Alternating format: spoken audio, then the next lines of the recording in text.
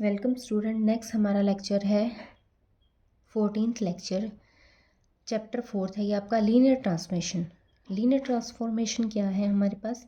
अब तक हमने वेक्टर स्पेस डिफाइन किया, सब स्पेस डिफाइन किया, क्वेश्चन स्पेस डिफाइन किया, ठीक है। अब हम डिफाइन करने जा रहे हैं linear transformation. Linear transformation actual में क्या है कि हम वेक्टर स्पेस पे कुछ फंक्शंस डिफाइन कर रहे हैं, कुछ ट्रांसफॉर्मेशन डिफाइन कर रहे हैं। तो जो फंक्शन डिफाइन हम कर रहे हैं किसी वेक्टर स्पेस पे, उसे हम क्या बोल रहे हैं? लीनियर ट्रांसफॉर्मेशन बोल रहे हैं, ठीक है। तो लीनियर ट्रांसफॉर्मेशन हम कैसे डिफाइन करेंगे? देखो, लीनियर ट्रांसफॉर्मेशन और वेक्टर स्पेस होमोमॉर्फिज्म भी बोल देते हैं इसमें।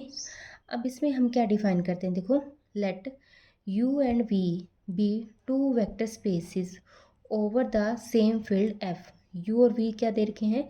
दो वेक्टर स्पेस दे रखे हैं किसी सेम फील्ड पे। जैसे हमने वी को वेक्टर स्पेस डिफाइन किया था ओवर द फील्ड एफ, उसी टाइप से अब हम क्या लेके चल रहे हैं कि यू और वी जो है वो हमारे पास दो वेक्टर स्पेस हैं ओवर द सेम फील्ड, जो सेम फील्ड पे डिफाइन कर रहे हैं। देन ए मैप या फंक्शन, तब हम क्या कर रहे हैं? एक मैपिंग या फंक्शन डिफाइन कर रहे हैं इन दोनों वेक्टर स्पेसिस पे। कैसे डिफाइन करें? टी सच दैट यू जो है कहाँ से कहाँ तक है, यू जो है वो वी पे हो रहा है, ठीक है। एक मैपिंग हमने इस टाइप से डिफाइन की। Is called a linear transmission और वेक्टर स्पेस होमोमॉर्फिज्म। इस मैपिंग को आप लीनियर ट्रांसमिशन बोल सकते हो या फिर वेक्टर स्पेस होमोमॉर्फिज्म भी बोल सकते हो, अगर ये दो कंडीशंस को सेटिस्फाई करें। फर्स्ट कंडीशन क्या है? T of U plus V किसके इक्वल आ जाए? T U plus T V, and for all U और वी एलिमेंट किसके होंगे? यू के, ठीक है। सेकंड क्या है? T of A U equals to क्या है? ए बाहर आ जाएगा, टी किस पे ऑपरेट हो जाएगा? यू पे। ए जो है वो फील्ड से लिया गया है एंड यू एलिमेंट डोमेन का एलिमेंट होगा, ठीक है। तो हमने एक मैपिंग डिफाइन की, जैसे हम फंक्शन डिफाइन करते थे, जो फंक्शन था वो ए से बी तक मैप होता था, उसी टाइप से हमारे पास एक मैपिंग या फंक्शन जो है वो यू से वी तक मैप हो रहा है। हम जो एलिमेंट्स लेंगे वो हम क्या लेंगे? डोमेन के एलिमेंट लेंगे, उस पर एक मैपिंग ऑपरेट करेंगे, जो रिजल्ट आएगा वो को डोमेन के एलिमेंट बनेंगे, ठीक है। अब इसके अकॉर्डिंग हमारे पास कुछ रिजल्ट्स भी दे रखे हैं। अब इस रिजल्ट में हमेशा हमें ये ध्यान में रखना होगा कि जो हम एलिमेंट लेके चल रहे हैं u प्लस वी या यू वी, जो एलिमेंट होंगे वो हमेशा हमारे इस डोमेन में से होंगे, ठीक है। अब डोमेन के बाद जब हम इस पे फंक्शन को ऑपरेट कर देंगे या मैपिंग को ऑपरेट कर देंगे, मैपिंग को ऑपरेट करने के बाद जो रिजल्ट आएगा टी ऑफ यू या टी ऑफ वी, ये एलिमेंट जो होंगे वो को डोमेन के होंगे, ये हमें ध्यान में रखना होगा, ठीक है। तो ये सारी चीज़ डिफाइन कर रखी है कि जो हमारे पास लेफ्ट साइड में होंगे एलिमेंट वो ऑलवेज यू के होंगे, ठीक है, और जो राइट हैंड साइड में होंगे वो ऑलवेज क्या होंगे? वी के एलिमेंट होंगे, ठीक है। इसी टाइप से मल्टीप्लिकेशन भी हमारे पास ये होगा कि ये एलिमेंट जो बनेगा ये हमारे पास क्या होगा? ए यू जो है वो यू का एलिमेंट रहेगा, एंड ये जो एलिमेंट बनेगा स्केलर मल्टीप्लिकेशन के अकॉर्डिंग वो एलिमेंट किसका रहेगा? वी का बनेगा, ठीक है। अब कुछ हमारे पास ना रिमार्क्स में पॉइंट्स दे रखे हैं। देखो, एक लीनियर ट्रांसमिशन को हम एल टी भी बोल सकते हैं शॉर्ट फॉर्म में। Is also called linear mapping, उसे हम लीनियर मैपिंग भी बोल सकते हैं या लीनियर फंक्शन भी बोल सकते हैं, और वेक्टर स्पेस होमोमॉर्फिज्म तो हम बोल ही सकते हैं इसे, ठीक है। फिर सेकंड पॉइंट क्या दे रखा है? अगर हम क्या लेके चलें, u इक्वल्स टू क्या ले लें? v ले लें, ठीक है, मतलब डोमेन और को डोमेन हमारे पास क्या हो जाए? सेम हो जाए।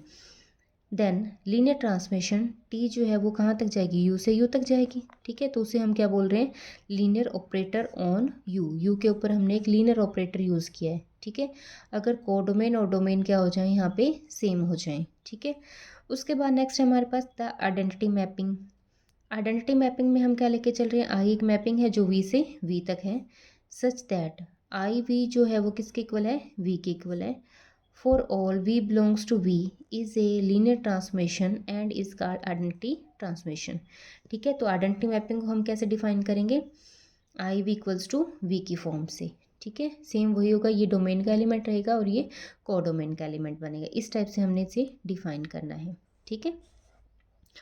एक ज़ीरो मैपिंग भी हम डिफाइन कर रहे हैं। ज़ीरो मैपिंग को हम वी से वी तक बोल रहे हैं, ठीक है। ये ज़ीरो मैपिंग है, वी बिलोंग्स टू वी होगा, एक linear transmission and is called zero transmission, ठीक है। उसके बाद नेक्स्ट हमारे पास है, अगर हम मैपिंग ऐसे लेके चल रहे हैं, जो मैपिंग क्या है या फंक्शन जो वो टी यू से एफ तक है, where F is a field of scalars and is called linear functional, उसे हम क्या बोलेंगे? लीनियर फंक्शनल बोलेंगे, ठीक है। नेक्स्ट हमारे पास क्या है, टी हमारे पास एक लीनियर ट्रांसमिशन है फ्रॉम यू टू वी, ठीक है। Then the mapping negative of T such that U through V define, U से वी तक हम डिफाइन कर रहे थे। नेगेटिव ऑफ टी यू किसके इक्वल आएगा, negative T U for all U belongs to U, ठीक है। Is said to be negative of T, से हम क्या बोलेंगे, नेगेटिव ऑफ टी, और इसे भी हम एक लीनियर ट्रांसमिशन मतलब एल टी बोल सकते हैं, ठीक है। तो ये कुछ एक पॉइंट है जो आपको ध्यान में रखने पड़ेंगे कि हमारे पास लीनियर ऑपरेटर कैसे बनेगा, या फंक्शनल है, ज़ीरो ट्रांसमिशन है, आइडेंटिटी ट्रांसमिशन है, ये किस टाइप से हम इसे डिफाइन करेंगे। नेक्स्ट हमारे पास है लीनियर ट्रांसमिशन के अकॉर्डिंग कुछ एग्जांपल्स दे रखे हैं। अब लीनियर ट्रांसमिशन या एलटी जब भी हम चेक करेंगे तो हमें ये दो कंडीशंस चेक करनी है, ठीक है। एक तो एडिशन के रिस्पेक्टिव में और एक स्केलर मल्टीप्लिकेशन के रिस्पेक्टिव में। अब इनको हम कैसे सॉल्व करेंगे, देखो हमारे पास फर्स्ट पॉइंट दे रखा है कि हमें चेक करना है कि टी एक मैपिंग दे रखी है जो R3 से R3 तक डिफाइन कर रखी है, and define by T of U equals to V type की डिफाइन कर रखी है, ठीक है। तो हमारे पास क्या रिजल्ट है, T of X Y Z किसके इक्वल है, X minus Y minus X minus Z. अब हमें क्या करना है, पहले तो दो एलिमेंट लेने हैं, जो हम एलिमेंट किसके लेंगे, डोमेन के लेंगे। तो दो एलिमेंट हमने क्या ले लिए, u एंड v।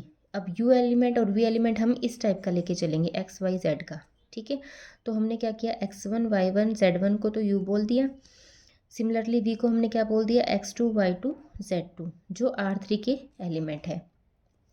अब क्योंकि डोमेन और कोडोमेन हमारे पास क्या दोनों ही सेम है, ठीक है, तो हमने क्या किया, इस एलिमेंट पे t ऑपरेट किया, तो t of x1 y1 z1 आएगा। T of x1 y1 z1 का मतलब क्या है कि उसमें हम यहाँ पे पुट करें तो यहाँ पे भी पुट करना पड़ेगा, ठीक है। तो y के प्लेस पे y1, ठीक है, x के प्लेस पे माइनस x1, और z के प्लेस पे यहाँ पे क्या आ जाएगा, माइनस z1। मतलब जैसे मैपिंग डिफाइन करके है वैसे ही आप इसमें एलिमेंट्स पुट कर दो, ठीक है। सिमिलरली टी ऑफ v भी डिफाइन कर देंगे। अब v एलिमेंट हमने यहाँ पे क्या चूज़ किया, x2 y2 z2, तो यहाँ पे भी क्या आ जाएगा, y2 minus x2 minus z2, ठीक है। फिर हम एडिशन के अकॉर्डिंग फर्स्ट प्रॉपर्टी चेक करेंगे, T of U plus V. T of U plus V किसके इक्वल होगा, T of U plus T of V के इक्वल होगा, ठीक है। तो हमने क्या किया, T of U plus V किया, ठीक है। तो हमारे पास क्या कंडीशन आएगी, फर्स्ट एलिमेंट फर्स्ट के साथ, सेकंड सेकंड के साथ, थर्ड थर्ड के साथ ऐड होगा, तो वो हमने कर दिया।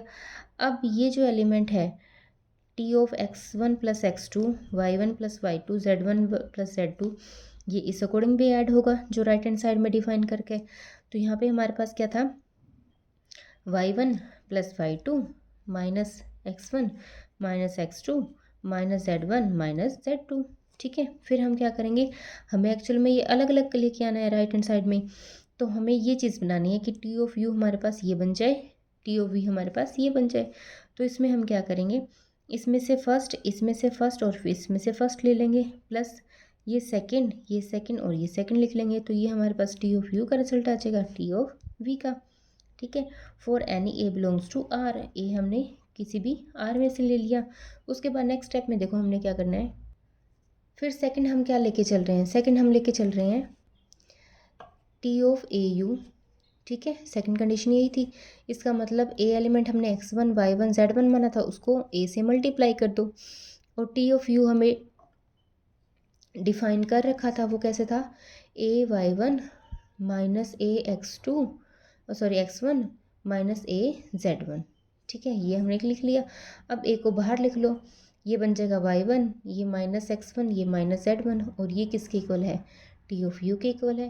तो एल टी की ये दोनों कंडीशंस प्रूव कर दी। इसका मतलब जो मैपिंग आपके पास डिफाइन कर रखी है वो एक लीनियर ट्रांसमिशन है, ठीक है।